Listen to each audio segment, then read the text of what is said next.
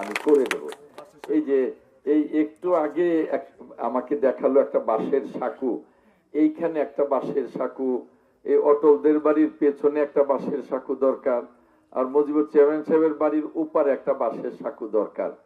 এই তিনটি বাঁশের সাঁকু নিয়েই আগামীকালকেই আমি ওই জেলা পৌর প্রশাসকের দায়িত্ব, তখন ইউএনও একবারে নতুন, আগের ইউএনও চলে গেছে, নতুন ইউএনও কি জয়েন করেছে? এখনো আছে? আচ্ছা, আর হয়তো থাকবে, এক সপ্তাহ ট্রান্সফার হয়ে গেছে। আমি ইউএনওর সাথে কথা বলবো।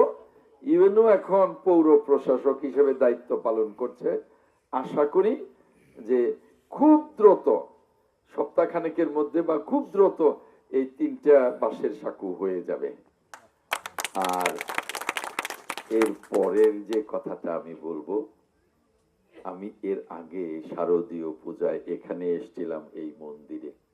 এই মন্দিরটি এখনো কাঁচা, এই মন্দিরটি এখনো ওই বাঁশ দিয়ে টিন দিয়ে করা।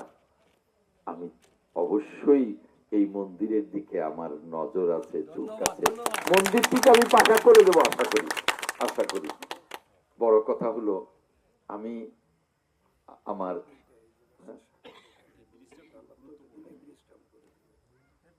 আমি আসলে বেড়ে উঠেছি তো, আমার জন্মের পরে আমার জন্মটা কিন্তু পশ্চিম পাড়ায়, পরে এসেছিলাম আমরা পূর্ব পাড়ায় 25 বছরের মতো থেকে আবারও সেই পুরনো বাড়ির পাশেই বড় জায়গা পেলাম, ওখানে আমরা চলে গেছি।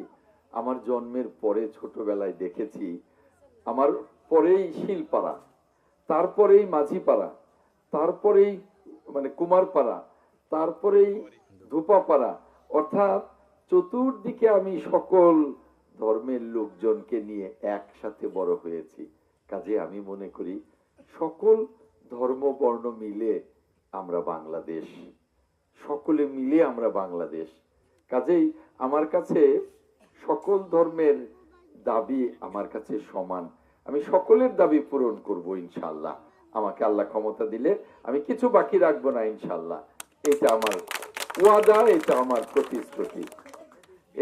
এই আমাদের ভারপ্রাপ্ত সভাপতি জাহাঙ্গীর এবং পিন্টু আমাকে বলল যে সাঁকুর কথা বললাম, এটা যেন এখন সাঁকু হলেও পরবর্তী সময়ে যেন পাকা ব্রিজ হয়। আমার এটা নজরে থাকবে, দেখবো আমি যে ব্রিজটা কিভাবে করা যায়। যেহেতু এটা প্রতি বছরই একবার করে বর্ষা মৌসুমে সাঁকুটি ভেঙে যায়, কারণ ওই নৌকা আসে, বড় বড় ওই যে ইঞ্জিন চালিত নৌকাগুলো আসে, তখন আর সাঁকুটা থাকে না। তাহলে যদি এটা একটা স্থায়ী ব্যবস্থা করা যায় ব্রিজের, তাহলেই তো ভালো। আমি কথা দিচ্ছি ইনশাআল্লাহ, আল্লাহ আমাকে নির্বাচিত করলে ইনশাআল্লাহ আমি এটাকে সাঁকু করে দেব।